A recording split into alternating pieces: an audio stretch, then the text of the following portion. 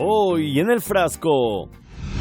Oriente Medio es imposible entender sin la revolución islámica y sin la aparición de Jomeini actualmente. Nos toca hablar de la vida y obra de un clérigo religioso que en esta nación fundó una república islámica tras décadas de lo que él y otros percibían como una decadencia moral, económica y social en el marco de la occidentalización de Irán. Tenemos que entender que el gobierno, es decir, el modelo social político que había en este país antes de la República Islámica, era un títere de Estados Unidos. Un gobierno terrible, autoritario, que respondía a intereses extranjeros. Un monarca autoritario que acallaba a sus críticos con la ayuda de la temida policía secreta iraní. Lo más importante fue que el ayatollah Jomeini vio que el Shah actuaba bajo la influencia de Estados Unidos y en ese momento el ayatollah quería que el régimen se alejara de esta influencia americana. Después de décadas de gobierno real, millones de iraníes salieron a las calles. Un movimiento popular contra el régimen que fue visto como brutal, corrupto e ilegítimo. El imán Jomeini tenía una notable afinidad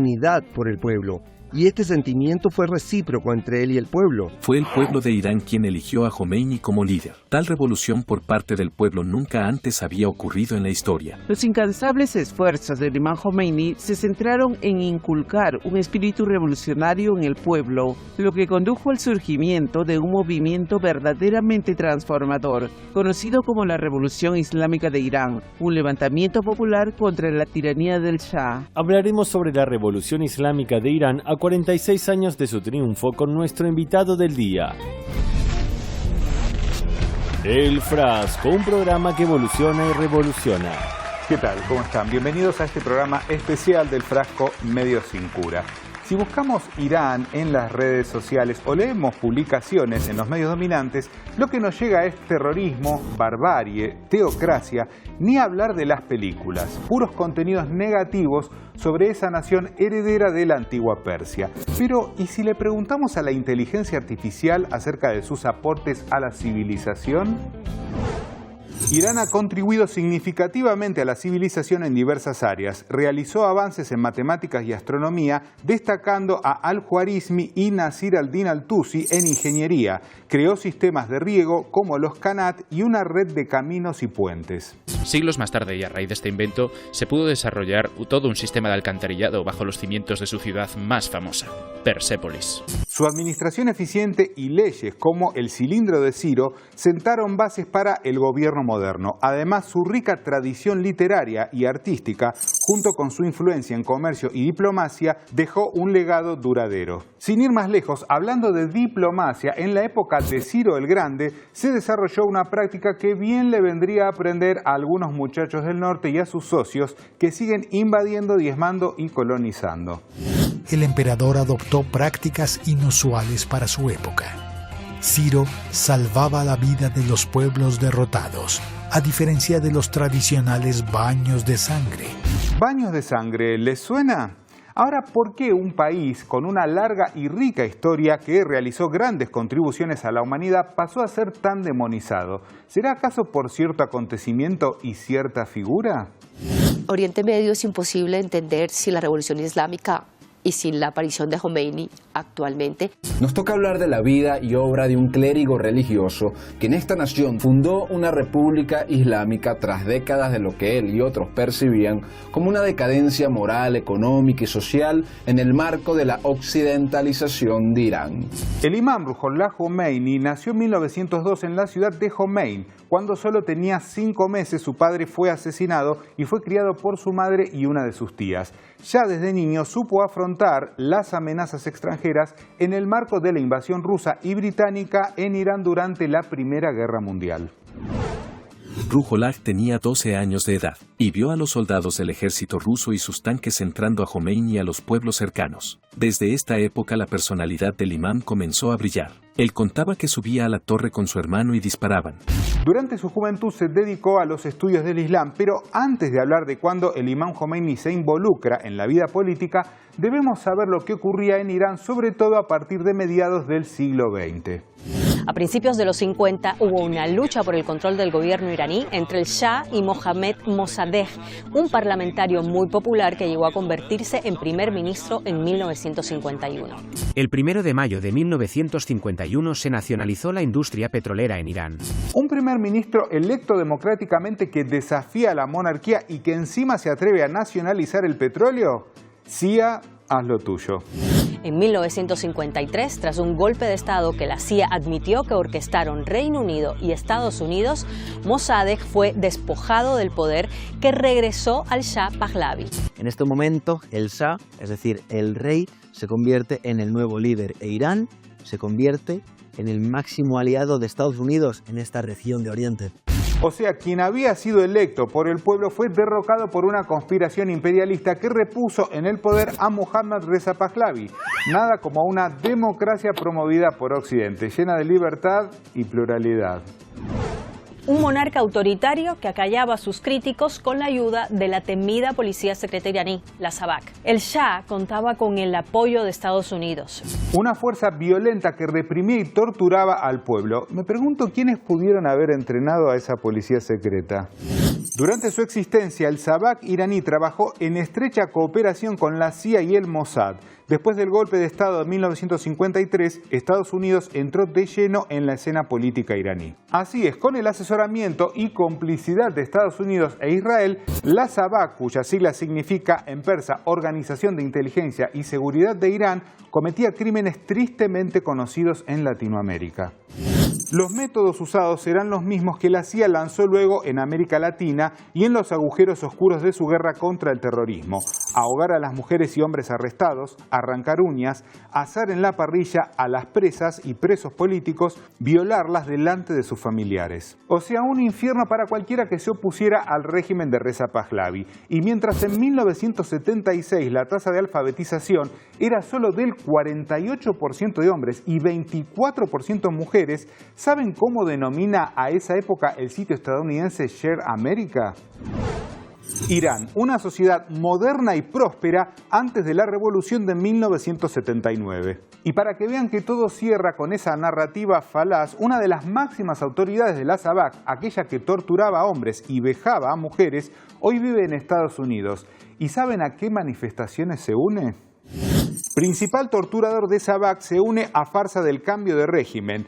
Parviz Sabeti se veía igual, inicuo y despiadado cuando se unió a la llamada consigna Mujer, Vida, Libertad. Pero volviendo al régimen de Pahlavi, lo cierto es que además de perpetrar esa salvaje represión, vivía en la opulencia y despilfarraba millones mientras el pueblo estaba cada vez más empobrecido. El Shah posee una de las mayores fortunas del mundo: la lujosa colección de coches que la familia real de Irán escondió durante medio siglo. Toda esa gran riqueza que se veía alrededor del Shah, todo eso no le llegaba al pueblo, al mero pueblo, ni en educación ni en nada. En ese contexto de injusticias y desigualdad, el imam Jomeini se involucra en la vida política hacia comienzos de los 60 y en 1964 se opuso firmemente a una medida que Reza Pahlavi tomó en favor de sus jefes, sus socios de Estados Unidos. En 1964 denunció la capitulación consistente en la inmunidad diplomática otorgada por el rey al personal militar norteamericano desplegado en Irán. Debido a su férrea oposición al régimen de Pahlavi, Jomeini se vio obligado a abandonar su tierra. Primero fue a Turquía, luego a Irak, donde permaneció 13 años, y finalmente a Francia. Desde Francia, el ayatolá grababa en cassettes sus prédicas, que luego eran enviadas en forma de contrabando de vuelta hacia Irán y eran reproducidas de forma clandestina. A su vez, Jomeini desarrolla un mapa político para la instalación de un gobierno islámico. Para ese entonces el pueblo dijo basta ya, y pese a la brutal represión de una monarquía en decadencia, las protestas en las calles se incrementaron. Después de décadas de gobierno real, millones de iraníes salieron a las calles. Un movimiento popular contra el régimen que fue visto como brutal, corrupto e ilegítimo. El 26 de enero de 1979, el Shah abandona un Irán repleto de protestas en su contra. Y fue así que el referente, tanto en lo político como lo espiritual, de aquel movimiento de emancipación, regresó a su país aclamado por un pueblo que indudablemente lo estaba esperando. Fue el pueblo de Irán quien eligió a Jomeini como líder. Tal revolución por parte del pueblo nunca antes había ocurrido en la historia. El imán Jomeini tenía una notable afinidad por el pueblo, y este sentimiento fue recíproco entre él y el pueblo. A su regreso a Irán, tras un prolongado periodo de exilio, alrededor de 4 millones de personas atestaron las calles para saludarlo. Los incansables esfuerzos del imán Jomeini se centraron en inculcar un espíritu revolucionario en el pueblo, lo que condujo al surgimiento de un movimiento verdaderamente transformador, conocido como la Revolución Islámica de Irán, un levantamiento popular contra la tiranía del Shah. Finalmente, el 11 de febrero de 1979 triunfó la Revolución Islámica y la prensa dominante, que había guardado silencio cuando la Sabak del régimen de Reza Pahlavi torturaba y asesinaba a civiles, de pronto empezó a aullar. 1979, Irán convertida en una dictadura islámica. Jomeini toma el poder en Irán y proclama la República Islámica. Bueno, ese titular del medio del país es más que engañoso porque no fue una decisión directa del imán Jomeini aquello de la República Islámica. ¿Lo sabían? Vean. Irán celebró un trascendental referéndum en el que, con el 98% de los votos a favor, se decidió establecer en el país una república islámica. Lo cierto es que desde ese mismo instante, Estados Unidos, ese autoproclamado faro de la democracia y la libertad, no escatimó esfuerzos para tratar de destruir a una revolución que nació desde el pueblo. ¿Y qué hizo? Armó a Irak en su guerra impuesta contra Irán. Reagan ayudó a Saddam contra Irán pese a que usaba armas químicas. Estados Unidos facilitó a Irak información militar secreta sobre su enemigo. ¿Qué tanto desesperaba al tío Sam esta revolución que prevaleció ante esa guerra impuesta? Lo suficiente como para derribar un avión comercial con civiles. ¿Y saben qué dijo en aquel momento Bush padre? I'll never apologize for the United States of America. Ever. I don't care what the facts are. Bueno, cabe preguntarse cuándo le importaron los hechos a esos tipos. Lo cierto es que su hijo llamó a Irán parte del eje del mal, Obama lo declaró amenaza extraordinaria, Trump rompió el acuerdo nuclear unilateralmente y Biden también le impuso sanciones. Todo eso sazonado, por supuesto, por la prensa dominante. Irán tiene un régimen de terror. Irán, terrorismo, crimen transnacional y sus implicaciones en América Latina y Occidente. Contra la dictadura en Irán. Protestas en Irán. Si hablas, te meten una bala en la cabeza. ¿Será que también le meten balas en la cabeza en la televisión? Porque atentos a lo que contó el famoso youtuber Lethal Crisis durante su viaje a Irán. En las televisiones, por ejemplo, se puede analizar desde una visión crítica, se puede criticar al gobierno, por supuesto que sí. Nos decían también, incluso en los tiempos de las protestas, llevaron a algunos de los protestantes a ser entrevistados en la televisión y decían que no le gustaba del gobierno. Y acá es donde viene bien la pregunta que se hizo el mismo influencer al conocer la realidad iraní y la realidad paralela fabricada por los medios de comunicación. Pensar por qué, por ejemplo, en España, en Europa, tenemos Irán todos los días en la televisión. Sin embargo, no hablan de otros países de aquí de la zona. No veréis noticias, por ejemplo, de las cosas que ocurren en Arabia Saudita. No lo veréis de otros países también, como digo, de esta región. La única diferencia es quiénes son aliados de Estados Unidos y por lo tanto de Europa y quiénes están en el otro bando político, en el otro lado político del mundo. Tal vez la respuesta esté en que Irán cuenta con enormes reservas de recursos naturales como el petróleo, el gas y poco tiempo atrás también se descubrió que tiene grandes reservas de litio. Pero ni Estados Unidos, ni el Reino Unido, ni nadie se lo puede llevar gratis.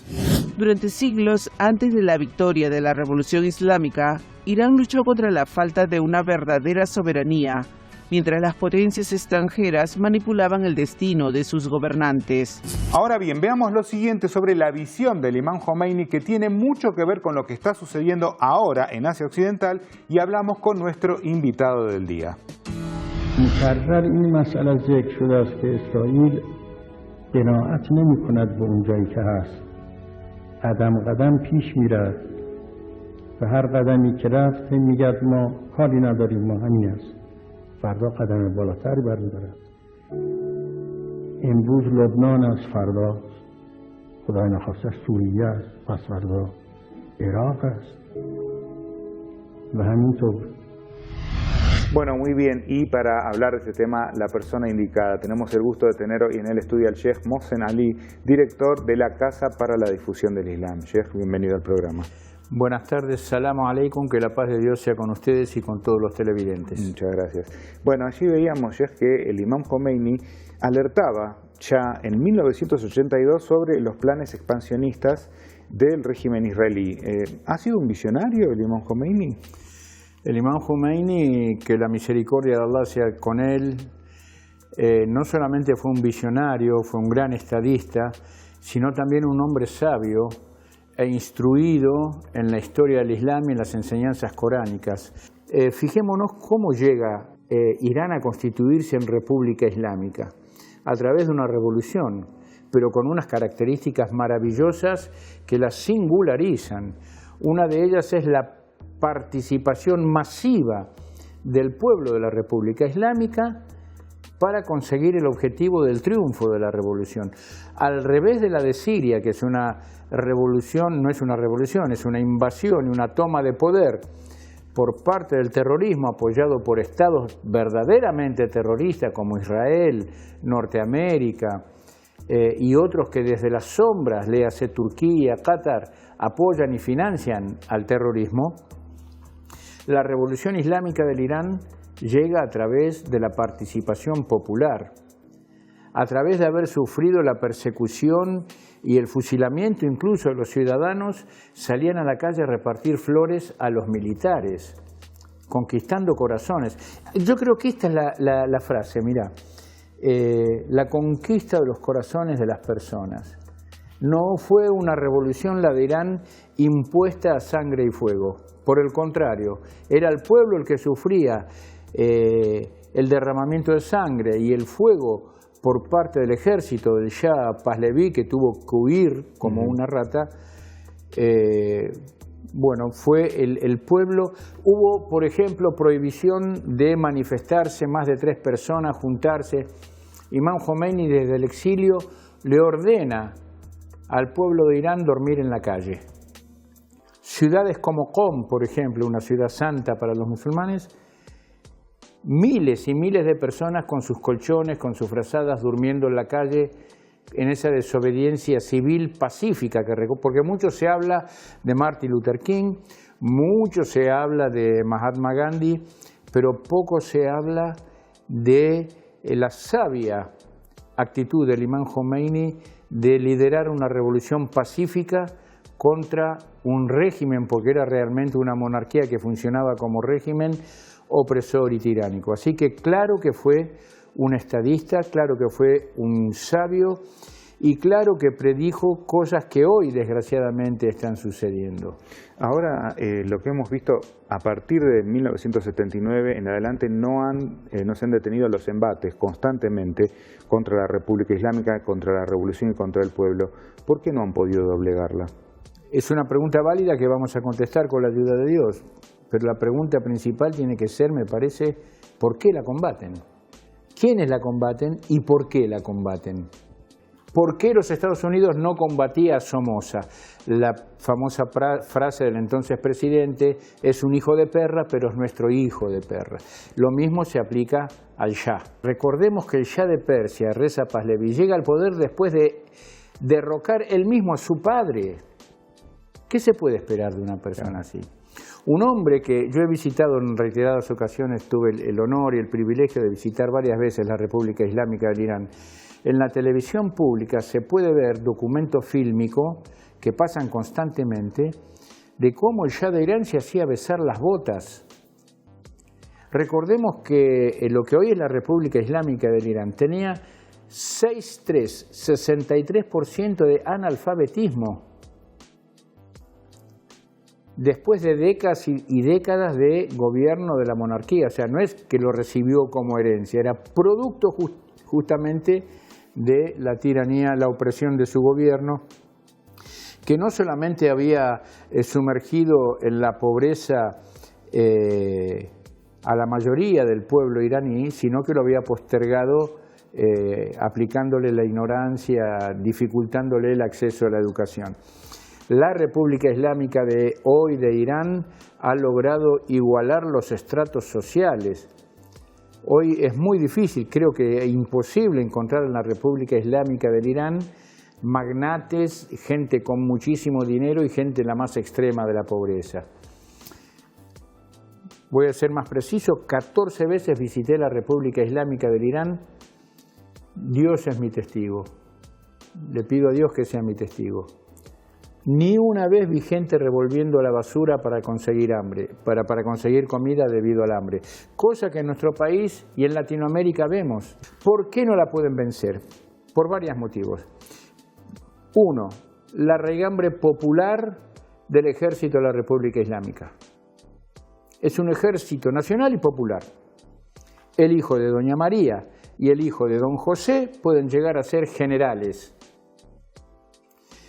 No lo pueden doblegar porque hoy es el 0,3 de analfabetismo, prácticamente no hay analfabetismo, y han fomentado las ciencias y la igualdad de posibilidad para acceder al conocimiento.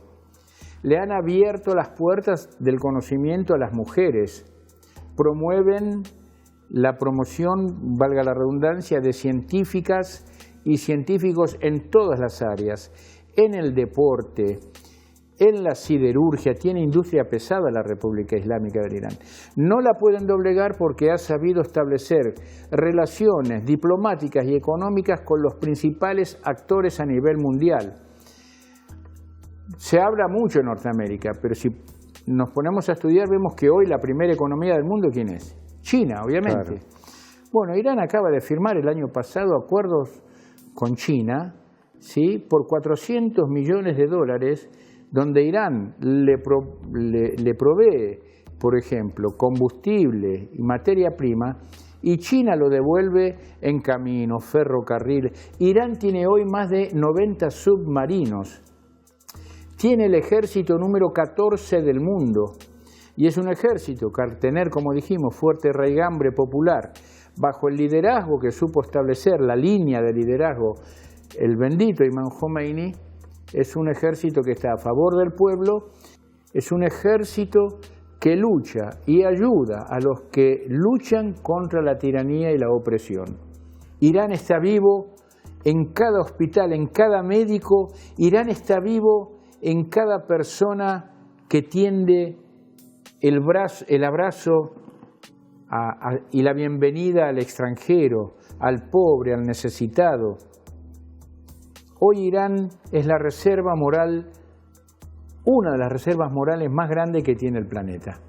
Sin el apego, por eso Irán también es un peligro y mayor que Rusia o mayor que Cuba o estos países que se oponen a los regímenes tiránicos y arrogantes. La República Islámica del Irán está viva por su sustento espiritual, por el amor a Dios y el amor al prójimo. El Islam es lo que enseñaba el Imam Ali, kun lizzalimi khasma wa lil mazlumi auna. Contra el tirano tienes que oponerte y con el oprimido tienes que ser solidario. Quien no se interesa por el prójimo no es musulmán. Esto hay que decirlo, esa es la lucha de los pueblos, a nivel individual y a nivel planetario, la lucha de los países como la República Islámica. Viva la República Islámica del Irán, porque le devolvió la dignidad al hombre y la espiritualidad al siglo XX que estaba perdido en cualquier cosa. Bueno, Sheikh, muchísimas gracias por haber estado hoy aquí en el programa. Bueno, gracias a ustedes, una vez más gracias a Dios por habernos dado el Islam, por habernos dado el Imam Khomeini, a la bendita revolución islámica y a nuestro bien amado y que está hoy recibiendo recompensas en el paraíso, Sayyid Hassan Nasrallah, que también fue un hijo de la República Islámica del Irán. Bendito sea Hassan Nasrallah. Muchas gracias. Bueno, y nosotros, como siempre, nos vamos a un retrotuit, una frase del pasado que por supuesto nos va a hacer pensar en todo lo que hablamos en el programa del día de hoy. Vean. Ha llegado la hora de que las masas oprimidas, la mayoría de los pueblos del planeta, se levanten contra los devoradores del mundo. Imam Khomeini. ¿Cómo es posible que una revolución resista guerras, sanciones, atentados, campañas mundiales en contra y una demonización mediática permanente? Tal vez la respuesta está en porque no solo se afianzó con un liderazgo, sino que nació del pueblo. Hoy ese pueblo la custodia y, muy a pesar de sus detractores, trasciende las generaciones. Los esperamos la próxima semana, como siempre, aquí por Hispan TV. Muchas gracias. Contra el tirano tienes que oponerte y con el oprimido tienes que ser solidario.